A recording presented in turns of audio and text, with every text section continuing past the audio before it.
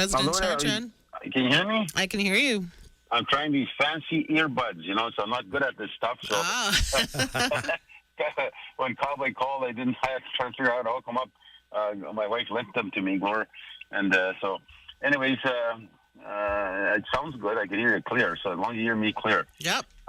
Let me start off by thanking again Judy, the Vice President, the team out there, Linda, and the rest of that worked so hard to try to make sure they dealt with the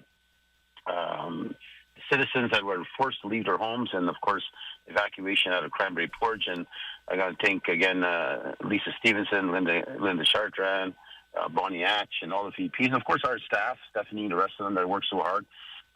It worked well. Our staff were very pleased. It wasn't, of course, perfect. When somebody gets evacuated in a few kind of minutes to leave their home immediately, and some just grab whatever they can. Some didn't grab clothes. I had a chance firsthand to go down there myself, and I went to DePaul to pick up my mother-in-law. Of course, she's got very hard handicap issues. Mm-hmm. So Gore was very worried about her. So, and then one of the firefighters, he's single, only has 3 kids, and more than 3 kids. We had 3 kids at home, and he was worried about them because he was fighting fire, and he had to drive through smoke and flames flying to rush home to check on his kids. So Right. it was a scary time. And then I had a chance. One of the firefighters gave me a quick on Facebook, not Facebook, whatever you call that thing that you press your little camera there and you get to see everything as it happened. So the flames and the sky was just orange, and it was getting so close to the garbage dump, which is near Cranberry Portage. Mm-hmm. And if it would have came a little closer, you could have wiped out the entire town. So thank God for the firefighters out there who worked very hard, risking their lives. And sometimes we forget to think those who are sacrificing themselves in the context of a job, at the same time, something they truly believe in. So I want to thank all of them. And Roy wants to send a special load of Buggy, who was out there working, and he's been with the Natural Resources. My brother-in-law, Charles, was also there for a long time. He's retired now, but I know the risk they take all the time out there. And a lot of people from Duck Bay used to be in firefighting in Camperville and surrounding communities, Pine Creek. They used to go out and fight these fires. And you saw it BC when there were several of them died because they got caught. Right. And imagine the animals too that got caught in this outburst of flames. And it's so early that it shocked everybody, caught everybody off guard. Yeah. Wasn't expected to this time of the season to be like it's in July when everything could be potentially dry. There's a drought. But again, it was a scary experience for many, and I definitely want to express again my gratitude to our staff and the citizens for being patient and the kind words many have echoed our way, saying the MMF government was there immediately. They were I've heard on the nothing but good things, David. Yeah. I'm very pleased about that. We did have a hiccup. I am very pleased the Premier went out there to check. And, of course, the Premier doesn't run the day-to-day operations. He doesn't see what's happening at the ground level. We did have a challenge because we go one step further than most of the other government bodies do. I'm talking about provincial and federal. Like, we had a team that was waiting there for a few days now, and they just all came back. Because they were going to go, they got permission, we got a lawyer drafted the document, get permission to go into the houses to take out all the rotten food probably in the fridges. Oh, and, right. and then also the freezers melted, and there's a potential that some of them is rotten in there, So the bigger freezer may have been able to, the bottom one may have been able to survive, but the top may have not, because I think it was 4 or 5 days, no electricity. Right. And so that was a big worry for Judy and the rest of their team, and family members. They're all scared that their family's going to go home, especially the handicapped ones and the seniors or elders, to go home and then have open the fridge and practically just want to run to the washroom and vomit because it stinks so much. So we had a team out there to go, but they wouldn't let them in. The RCMP were open to let us in because we had documents and papers and permission from the families to go inside and empty all that, but they didn't allow it. EMO wouldn't allow us to go in. We kept on trying to get permission from them that we had legal rights to go inside there because the fire was gone already. But we just want to make sure that we can clean up as much as we can any of the odor or smell. But now they got to go. They're going home on Sunday, I think. They're allowed to go home, I think, Sunday. Mm-hmm. But now that house probably is rotten. Like a lot of the stuff is probably and now we can't send another team in there. We're out here to ship the entire team from Winnipeg to help. Right. So it really frustrates me a little bit on that part. Like we're supposed to be partners, not one having authority over another one. Of course they'll come up with an excuse why they couldn't do it, but it's unbelievable. We care for our people, and especially when it comes to our seniors and elders and mothers, we'll go out of our way to do anything we can to help them. So we actually are providing. EMO does provide some loss for food and stuff of that nature. Our government's also going to be looking at using local. Because I know they asked me if we could get supplies here to ship out there.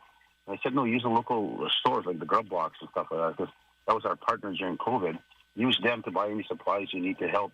Because when they go home, they're going to have to buy milk, they're going to have to buy different things that probably is no longer well or can be used in their fridge. Yeah. They're going to have to need some supplies to start over again. And I know when I was there, I was talking to some of the people outside the Kikiwak, and I was talking to them there, and they're telling us that was one of their worries, their food. That's how is it what's gonna happen to it in the fridges and the freezers. Some of them have fish, of course, and most meat, and they're worried about that. And so I told them we're going to try our best to help out, and if you need us to go in your houses, and some of these are First Nations are asking me this, so I said if you need us to go in your houses, we'll help out as much as we can. But of course, we weren't allowed to get in. Our team just got back last night from Nepal with their trucks and everything, because they have to sell everything in the garbage dump. And of course, we'll see what happens now. I don't know what the plan is by EMO, because I think they said we could go in 1 hour before. Like I don't know. I don't understand. It loses me. I don't know if maybe they're disrespecting too. They see themselves as the government, and they don't see us as the government. So, anyways, I'll speak to the premier about it. I'm sure he's trying his best for sure, because I know he went there personally to give his commitment that he's not going to leave anybody on their own. So I thank the premier for that. Again, bureaucracy sometimes ego steps in and power steps in. So we need to fix that up. And that's the first fire. There'll be more to come. Climate change should scare everybody. There's droughts we project. Now we're thankful for the rain. I'm sure the north is just smiling and rejoicing with this rain coming down. And if they have rain up there, they need it bad. And so here, too, it's going to be good for us to have this rain coming down, and then we'll be complaining it's flooding our houses. Yeah, exactly. But at the end of the day, it's good to see our government coming together, and I was very proud of our team on that. So, again, Judy and the rest of the team, all of you, thank you very much. Thank you to all the citizens who were patient enough to understand that it's hard, and sometimes, like medicine was a big issue, too. Because some of them forgot their medication, so that was a big issue. We're trying to get medication also supporting into that process. So there's so many pieces. I went through it with the staff. I had a staff meeting. There's all kind of intricate details that you have to look at. Well, I never understood why everyone needed a 72-hour kit, but I've learned in this last fire that you're not actually covered for that first 72 hours, right? No, and that's wrong. I think that's absolutely wrong. I do, too. I think as taxpayers, hardworking people in this province, that 72-hour clause should just be reviewed. I will speak to the premier and assure you on that, because we don't wait 72 hours to help our people. No. A lot of them had no money. I know. And some of those seniors, what do you do with them? I'll be honest, I don't want to be too negative to the province, but a lot of them were sleeping in their trucks outside the hotel. Because first of all, they couldn't get their rooms, and if their rooms were available, they didn't have the money. Yeah. So it's different when people have a visa and different things to go running. Seniors don't have that kind of stuff. Exactly. So it's got to be more thought out. 72-hour, I guess for them to organize. Yeah. But we're actually putting an emergency. We actually hired experts. We've been doing this for a while now. It's like we've been practicing. COVID gave us a real good eye opener too, right? Yeah. And so, but we actually have a team now developing a protocol and the policies, what kicks in immediately when some hazard occurs and people have to be evacuated or there's an emergency occurring in a community. What's the steps that immediately kick in? What departments kick in? How they could join themselves to ensure they're all working together. Mm-hmm. So we're working on that right now. We've been working on it for about at least 6 to 7 months already. Yeah. And we're getting closer and closer to getting it. But it showed how quickly we were able to react in Nepal. Mm-hmm. And I was so proud of that. The other region, Francis Chartrand, Vice President in Northwest, she jumped in immediately to help with Judy. and then different departments were dragged in relatively quickly to make sure that there was a cohesive team working all together. But I was very proud of our team, and it looked so efficient by the federation, and it makes me want to pump my chest out. Kudos to you. Yeah. So let me see some birthdays here. Happy birthday going out to Donna Osford, Economic Development Officer of the Interlake Region. She's also the chair of the Gimli local, which is a beautiful community called Gimli, and I had a good discussion there with the mayor, and I want to go back and visit him again. But we had a regional meeting there, and it turned out very good. Of course, Donna's, just in case people want to know who's Donna, well, people know Asia. Asia is Donna's daughter, but more importantly, they know the future president, Skylar Knudsen. She's going to be the president, she said one day. She's only about 10 years old or 12 years old. She's already campaigning. Awesome. So, yeah, she's going to campaign, I think, for the next 10, 20 years. She's going to be ready, she said. Happy 64th birthday going to Barbara Lavalley. We're celebrating her birthday on Sunday, May 19th. That's coming, of course, from the child family, the government, and all those that Barbara has worked so hard with many times the Federation helping out in her ways. Happy 79th birthdays to Lloyd Vermillion. We're celebrating his birthday. Happy birthday, Lloyd. I hope you get spoiled today and you have a home-cooked meal. Happy 56th birthday is going to Lori Friesen. We're celebrating her birthday on Wednesday, May 22nd. Happy 84, I think. Wait a second. 84th birthday to Métis veteran and elder Jim DeRoche, all the way in Saskatchewan, who sits on our Veterans Committee. And, I know Jim. And in fact, Jim, and actually, I don't think he's going May. I hope he can make it out, Lloyd. There's some of these old-timers are still in good shape. But of course, we're sending, of course, in June, I think we're sending a team. I think there's about 45 of them going to Juno Beach. Yeah. And looking forward to honoring certain ceremonies that take place on commemoration times. So I hope Jim is healthy enough to go. I heard he was fighting a little bit some of the health challenges, but he was in good shape last time I saw him. So I hope he gets to go to Juno Beach. Happy 62nd birthday going on to Debbie Cobble, Kinyo Métis Council. Oh, She's catching me up, Debbie. She's catching me up. Anyways, but again, speaking of veterans, we had a great opportunity the other day. I can't even remember my days anymore, like Monday, Tuesdays. Wait, it'll be written here. Okay, it's my Denny Summit. Give me 1 second. This is very important for me. The veterans, May 16th, Thursday. Veteran commemoration ceremony. Elder Linda St. Cyr was there. Jack Clark, of course, is emceeing as himself a past veteran, Minister of Economic Development. Carol Adley from the Hong Kong Veterans Memorial Association. Lena Matus, Veterans Affairs Canada, and of course, Minister Mayor Beers and Mr. Jai was there. Julie Carver is the niece of the great niece of the Private Blanchard. Blanchard was a Métis veteran that fought, and he's buried actually in Hong Kong. And I've never been to these things. I know I come back and give reports to how proud we are of how they keep our veterans so well manicured graves and flowers and beautification of trees that are so bursting with flowers, when their buds come out, and the graves look so peaceful and so beautiful. And I know a lot of our people are so happy to hear that their loved ones, how precious they are to Europe, and how they respect them and take care of them. And of course, our country, Canada, how it takes care of those that lost loved ones out there. So when we had an opportunity, Robert Blanchard was his name. He actually left October 24th, 1941. He left for Hong Kong after, of course, training, and he went to the 1st Battalion Winnipeg Grenadiers, and he left on October 24th, listen to this, 1941. He left for Hong Kong. October 27, 1941, he didn't tell his family that he was actually leaving. He wrote a letter on his way there.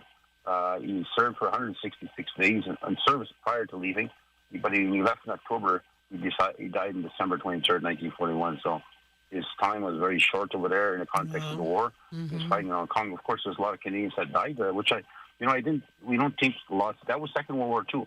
So you look at Europe, that's where you seem to put all your attention to the beach. It's a primary location, but Hong Kong was a big battle, and there's over, I think, one of the worst camps of captured soldiers in place everywhere. They were tortured, and there's, I think, over 250 Canadians died in the camp alone, or 260, and over 260 soldiers died during battle. Canadians I'm talking about. There's also others that went to fight there. So a lot of people did die, and lots were captured and also kept and tortured in the prisons. So I've never been there. So I told Julie, I think I'm going to try to go see her, Robert, his grave, and he's buried in Taiwan War ceremony in Hong Kong. Mm-hmm. And so they donated the medals to us at the Federation government, and they will be proudly, because I'm building in the Heritage Center, there'll be a segment set aside for honoring veterans, and there'll be different things that we'll, of course, display at different times. And the 4 medals that's donated to us from Julie was the 1939-1945 Star, the Pacific Star, the War Medal, 1939-1945, and the Canadian Volunteer Service Medal in class. So that'll be displayed for the Blanchard family and all the extended relatives and so forth that would be proud to come to the Heritage Center and see the medals. And, of course, there's other medals that's been donated to us that you'll see in our Heritage Center. But, again, to our Amy Robert Blanchard, on behalf of the government, I thank you very much for being so brave to go and fight for the freedom of others.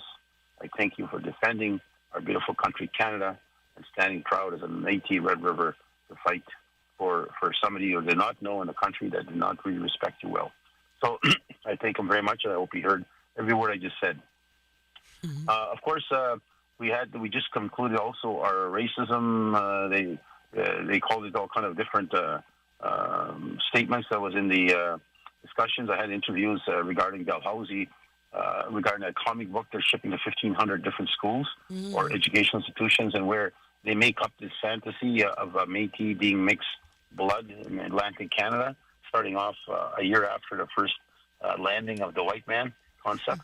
It kind of, and I know if any woman were really upset about that, because, how dare you insinuate our women to be that way, that they could just give themselves to these white men because they arrived a year later, Métis were born. And they left the East Coast, they went to Quebec, and from there they grew, and they end up settling in the West. That's how stupid, how wrong, and how falsified information that they're sharing. This comes from Dalhousie University, and by Brinkley, was the professor. Of course, you trust the universities that they did their research and proper information they're sharing.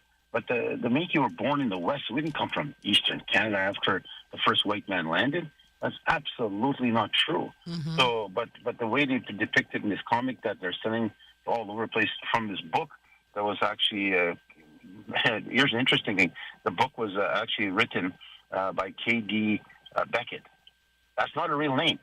So even the book name is false. The name is a hidden name of the person who wrote the book. And her real name is Carol Dumont. And she's from, I think, the Mattawa people in Quebec or around the surrounding area. But she's also the chief central registry officer for Ontario. So she knew that all the people she was registering there weren't Métis. And so here she was, wrote a book now to try to, really, how would I say it without being too strong negative, but in the context of misleading the education institution. Now they're going to teach young kids to learn that their Métis are just anybody with mixed blood.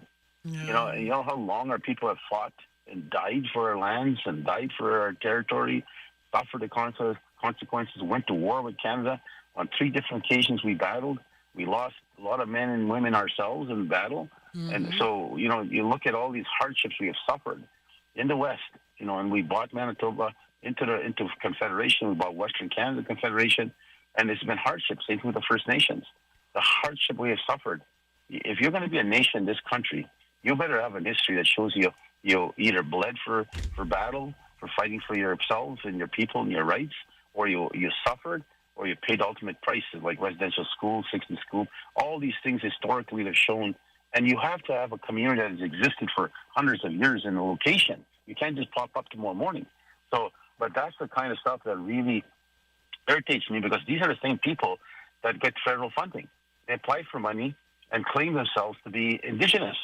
So they get all this funding, and this should be going to proper universities, proper professors, proper education that can be shared to everybody. But this is what we're fighting against now. We've got everybody who's looking to take a ride on the Indigenous train, we'll call it, that's been fortunate enough to get some equality back in this country. We've been suffering so long. They take our taxes by the billions, and they never give it back to us. And they don't even give it. They've never cared for health care, for example. Our people have suffered and died in health care because we have the worst health care than anybody else, and we have the data and the study to prove it, to back it up. So you got these other people who are coming and say, oh, okay, the Métis are going to get a chance in health care. I want some of that too, so I'm going to claim my Métis. So and that's why the summit we held with the Chiefs of Ontario, I want to again thank the original chief, Glenn Hare, and all of the chiefs, Scott McLeod, Shelley Moore, and on and on. There was 133 chiefs, of course, that are represented by Ontario. We also had Quebec was there. The what's his first name again? I got to remember his name here. But I really like his presentation. He talks about what they went through in Quebec, what they're going through now, and it's basically he said he's from. I'm trying to make sure I pronounce the name right. Oh boy, I'll get to it right away. It's Udanak, and then they call themselves Udanaki. So they're sharing too what they were going through, how their identity was being stolen from them, and now not only here in Canada but now in the United States, Vermont, they're calling themselves that part of their tribe here. They call themselves tribes, of course, in the United States. But here they're claiming that they're part of these First Nation people here, and that they're entitled to be recognized for the benefits. Udanak is what they call Abenaki, Udanak, and so they call them the false Udanakis, in Vermont, United States. But they're being recognized by the state of the United States right now as part of the Udanaki people.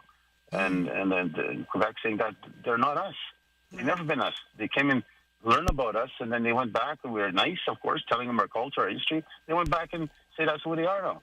So, but it just shows you that the hardship that so many are facing, and I just can't say enough that this is so important to, especially our young generation. Like I said in one of my speeches there, I said, from my perspective, if you look at it in my presentation to them, I said, I'm 64 years old. I'll fight this fight to the end, and when my time comes, I'll leave, of course. And but the point at the end of the day, what's happening to the next generation if we don't stop them? What's going to happen to the kids that have been waiting for justice and equality and to have a rightful place in the country to help build? Now to find out that most of the resources are going to be going east, they're going to go down to Ontario, to people that are not them. And they know, if they look at history, their ancestors bled, died, and suffered for this. And now we finally get some justice, finally get our taxes dollars back to us, and now they're going to be taken from us by false people. So that's why the next generation's got to, especially young people, pay close attention to this, because people are out to steal your future, they're out to steal your past, and they're out to steal your present. And they're not afraid to mislead people, make false books and stories, and then make themselves and claim to be you. Claim to be your grandmother or your great-grandmother, and on and on and on. So it is unbelievable how far these people are willing to go, but they see billions of dollars of opportunities, and they're saying, well, we want to take a piece of that. So that's a dangerous situation that we are facing. And Riel had that fear. Riel said, my biggest fear is that we will be swamped. He saw that coming from the east. We will be swamped. Settlers will come here and they'll swamp us. My biggest fear, he said, we'll be swamped from inside. And that's what's happening from inside. Ontario is coming in for the Métis National Council, and then they're going to define themselves as a new historical Métis people. From there, there'll be tens of thousands, hundreds of thousands in the future, and they're going to take all the resources and some resources away from our people here that should be rightfully going to the people that need so much help here in the West. Okay, with that, I'll go on to the next one, the final one. Update on the Redford Métis Business Excellence Award Gala. Yep. Okay, it will take place Thursday, May 30th. It's coming up at 4:30 at the Hotel Fort Garry. So I believe there's only 34 tickets left. So if somebody wants to get out there, business entrepreneurs listening, get yourself in there. I met a few of them. I went to the Liberal party, I guess, or gathering that I had here. Prime Minister was there speaking. He spoke about the future and where things might be. And, well, I'm hoping to see them. I'm starting to get a little bit doubt in my mind here. And he promised he'd settle the land claim with our people. He promised he'd settle it this term. That'd be a settlement. And I'm getting a little doubtful. Time is running out. And that if he breaks his promise to the people, that's going to be hurtful to our people because we have so much trust and faith. We're loyal people. And so will the next prime minister, if it's not him, will they settle with us? So is that going to happen to our people? That this is going to be basically not the promise will be broken. We have enough of those in our history. We don't need no more. So we're of course moving on our treaty, and that treaty is so far is working well. But I did echo my sentiments through some of the MPs to the Prime Minister. I'm not happy right now, and I want to see some more security that his promise is real, and it better be real. He promised it publicly to us, so we're going to push him hard. Trust me, I ain't letting this go. And he makes a promise, I make a promise, I keep my word. I don't care hell or high water, I'll keep my word, and he better keep his. Okay, with that being said, I'll say goodbye. Thank you to all the elders, and again to our youth out there. Everything we do is for you, and planning to protect the next generation's future. And again, I want to express my gratitude to all the workers who made things helpful. The provincial staff who tried their best to do what they can, but maybe policies are holding them back. And at the same time, all our staff, of course, that worked so hard to try to protect our people and our elders and our families. And I want to again thank the people for their patience out and as they head home on Sunday. There's not much I can do now at this point in stage. I can't go in to clean that house. But I don't know what Jody will probably try to do something to help out. They're giving us an hour before. It's how can you clean houses in an hour? Yeah. Like, we're not talking one house. We're talking a lot of houses. So it just I don't know what the thinking is from their mindset on that. But I assure you, I will be raising this with the Premier. So with that being said, I'll talk to everybody next Saturday, and take care, everybody. And it's always a pleasure to be on the show. It's in Ray St. Germain and I had a vision, and it's hung on now for 20-some years, 25 years. And did Ray call in today? Not today. Okay, Ray, I'm wishing you get well and get out there, and don't forget to call in once in a while and say hi. And I know he's fighting some health challenges, but at the end of the day, he is my legend. So I'll talk to you guys next Saturday. And, by the way, have a safe journey to Japan. Thank you. Yeah. And remember, you're in foreign territory with different laws, so be careful. I will. Okay, take care. All right. Okay. Bye. Okay, bye-bye.